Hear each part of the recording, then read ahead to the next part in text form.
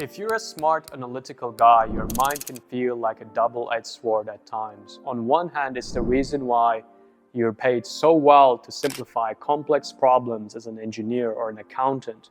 On the other hand, it could be the reason why you procrastinate and have trouble creating the life that you want. In today's video, I'm going to talk about why smart men procrastinate, the 3 types of procrastinators, and the antidote to each type so you can overcome procrastination once and for all. But first, why should you even listen to me about this? If you're someone who struggles with this issue, I'm very familiar with what you're going through. Until I was 17 years old, I was actually running away from the ideal version of myself. I was 225 pounds playing League of Legends for 6 to 8 hours a day and stuffing myself with cookies to avoid my emotions. And since then, I've been able to turn my life around by turning my mind into my biggest ally instead of my greatest enemy, and helped men in tech do the same. And in that journey, I learned one thing, the one place where people really make a mistake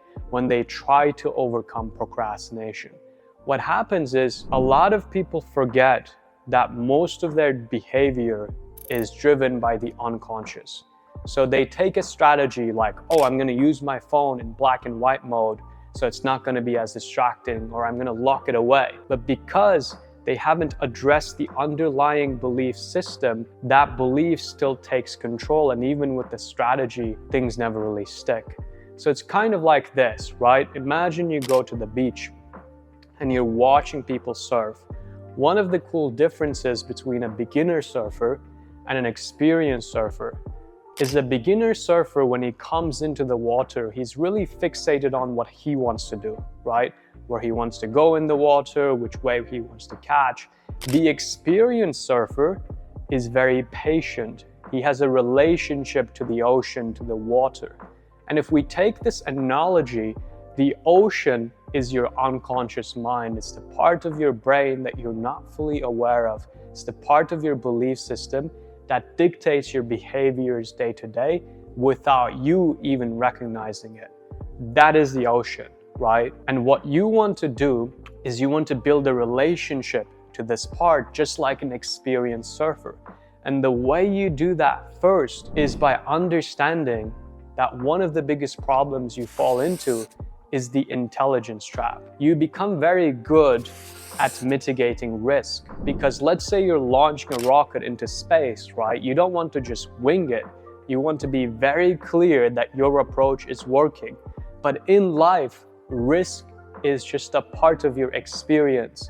And sometimes a mind that tries to avoid risk overanalyzes, overthinks, and gets stuck in every little detail, which creates a very non-functional life. And if you explore this part of your mind, there is usually a need to be perfect. There's a need to be safe. And this need, this belief system, is the exact reason smart guys procrastinate. Because the task at hand, the thing they really need to do, may feel difficult or challenging or risky. So instead, they pick the safe path, the path that's more predictable, even when what they want is to build the courage to create the life that they want. And this happens in 3 ways from what I've seen in my experience. The first kind of procrastinator is the researcher. This is the guy who's researched 50 different ways to speak to a woman he's attracted to, but who's never actually gone out and have a conversation at a coffee shop or at a bar with someone he's interested in. The idea of the researcher is knowledge is power. And if I have more knowledge, when the situation arises, then I'm going to be more powerful.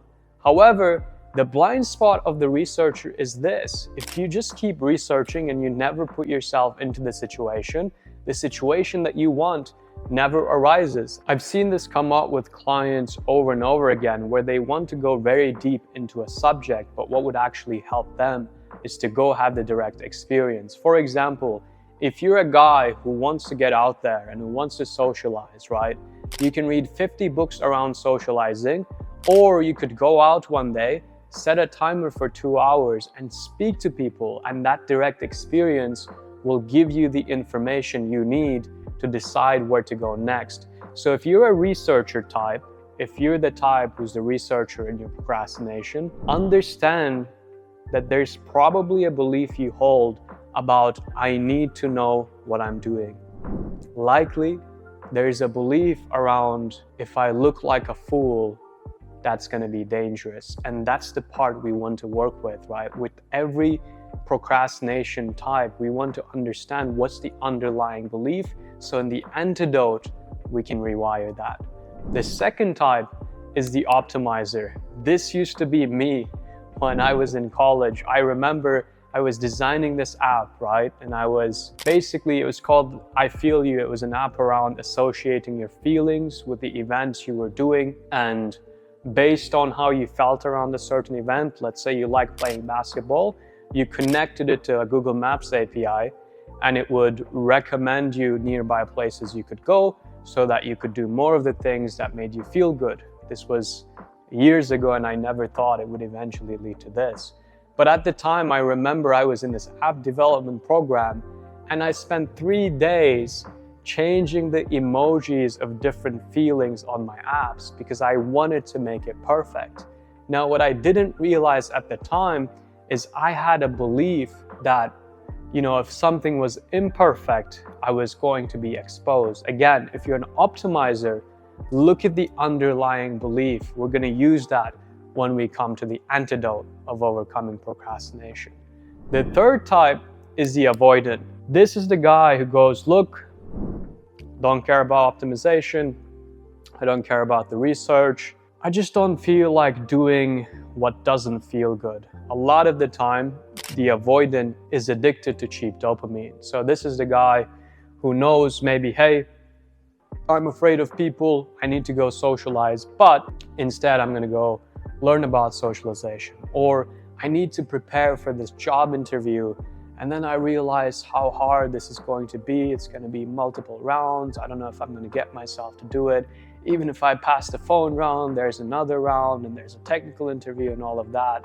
And instead of doing that, he uses social media, he uses YouTube, he uses even reading books at times to avoid the pain of taking action. So if that is you, if you are the avoidant type, what we want to investigate here is what's your relationship to pain, right? Because when you identify your relationship to pain, then you can see, okay, is pain something I really want to be avoiding? So to recap, there's 3 types, right? The researcher who's stuck in learning mode, and the idea is knowledge is power, but he doesn't recognize that if he never puts himself into that situation, he's never going to get the experience.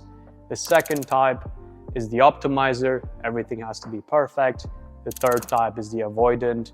This is too painful. I'm not doing it. Now, what are the antidotes to these types?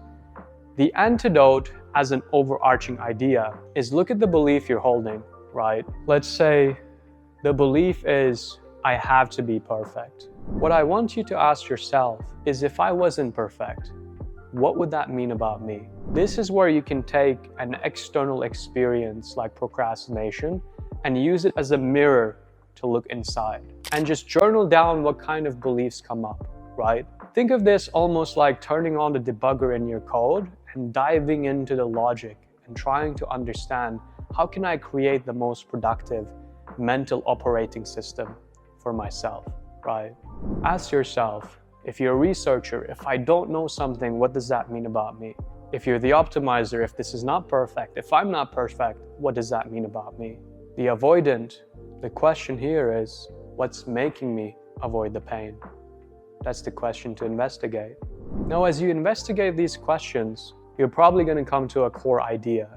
And when you come to that core idea, I want to see if you can come to the exact moment where this core idea was formed, right? So for example, maybe I investigate the belief that I have to be perfect. And I remember a moment from my childhood, okay? I remember I came back and I got 96 from a math exam. And then even though I did better than everyone else, my mom looked very disappointed. So in that moment, I created a story that I have to be perfect, right? And this is just one example. This can be different for you. I go back to the moment I created that story, and I recognize that this story was created not because of me, but because of someone else's actions and the interpretation I made at the time. But in a way, at the time, I was also a kid, right? I didn't know what I was doing. It wasn't a conscious decision. So I go back to that moment and I imagine the child version of myself, or the version of myself who was originally in that memory.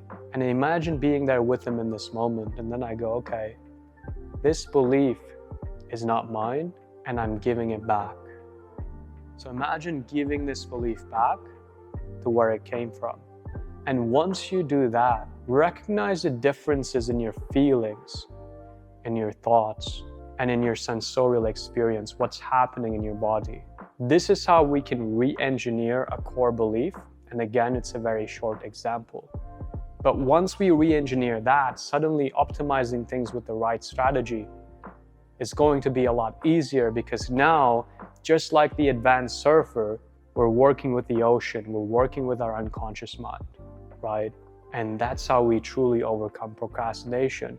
We don't just look for one hack, like turning our phone off or putting it into black and white, which are both incredible strategies.